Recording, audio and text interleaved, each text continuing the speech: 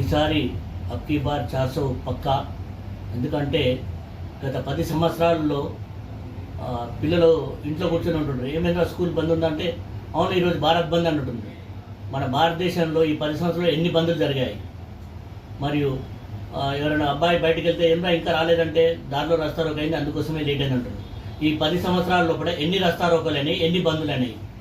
మరియు బస్టాండ్లో కానీ రైల్వే స్టేషన్లో ఉంటే మైక్లో అరుస్తూనే ఉంటుంది, అనుమానాస్పదంగా ఉన్న వస్తువులను ముట్టద్దు, అనుమానాస్పద వ్యక్తులు ఉంటే ఇన్ఫామ్ చేయండి అని చెప్తుంది.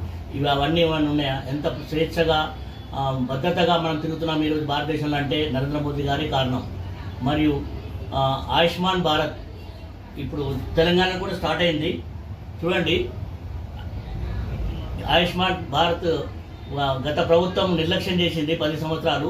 ఇప్పుడు ఆయుష్మాన్ భారత్ ఆల్రెడీ తెలంగాణ కూడా స్టార్ట్ అయింది. దీంతో పేదలకు ఎంత లాభం అవుతుంది.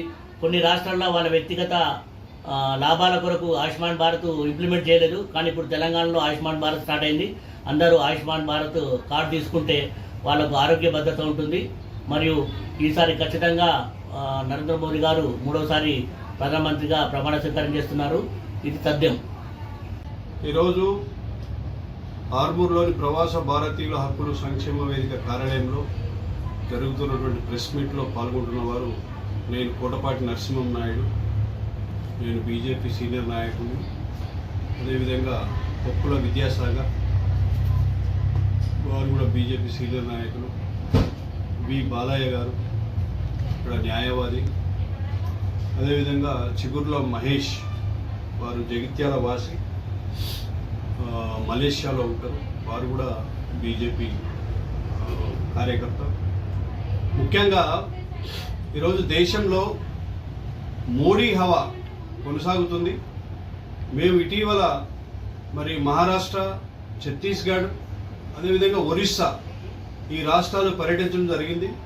ఒరిస్సాలోని సంబల్పూర్ నియోజకవర్గంలో మరి వారం రోజుల పాటు మరి ఆ ప్రాంతంలో తిరిగి వచ్చిన తర్వాత మరి వెళ్ళేటప్పుడే మహారాష్ట్ర అదేవిధంగా ఛత్తీస్గఢ్లో కూడా అక్కడ ప్రజల అభిప్రాయాలు సేకరించిన తర్వాత మరి ముఖ్యంగా ఈరోజు దేశవ్యాప్తంగా మోడీ హవా కొనసాగుతుంది.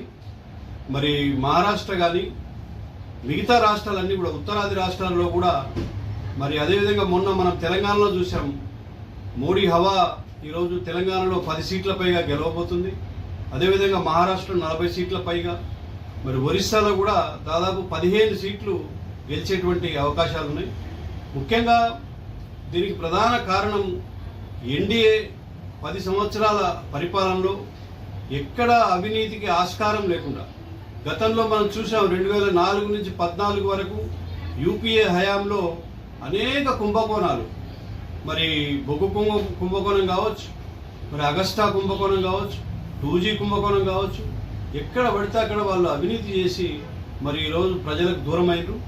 మరి ఈరోజు దాంతో పోల్చుకుంటే 10 సంవత్సరాలలో 2014 నుంచి 2024 వరకు మోడీ గారు మరి ఒక నిజాయితీగా ఎటువంటి అవినీతికి ఆస్కారం లేకుండా పరిపాలన చేశారు. కాబట్టి మరొకసారి మోడీ గారు రావాలనేది ఈరోజు దేశ ప్రజల అభిప్రాయం. దానికి సంబంధించినటువంటి మేము ప్రత్యక్షంగా చూసి మరి దేశంలోని పరిస్థితులు అంచనా వేసిన తర్వాత ఈరోజు బలంగా నేను చెప్పగలుగుతా, 3వసారి మోడీ గారి ప్రభుత్వం ఎన్డీఏ 400 స్థానాలతోటి గెలవబోతుంది. దానికి ప్రత్యక్షంగా మేమే సాక్ష్యం. మరి అదేవిధంగా నాతో పాటు మరి విద్యాసాగర్ కూడా వారం రోజుల పాటు మరి ఒరిస్సాలో పర్యటించి వచ్చిన తర్వాత మేము అక్కడ ధర్మేంద్ర ప్రధాన్ గారు కూడా మంచి మెజార్టీతో గెలవబోతున్నారు.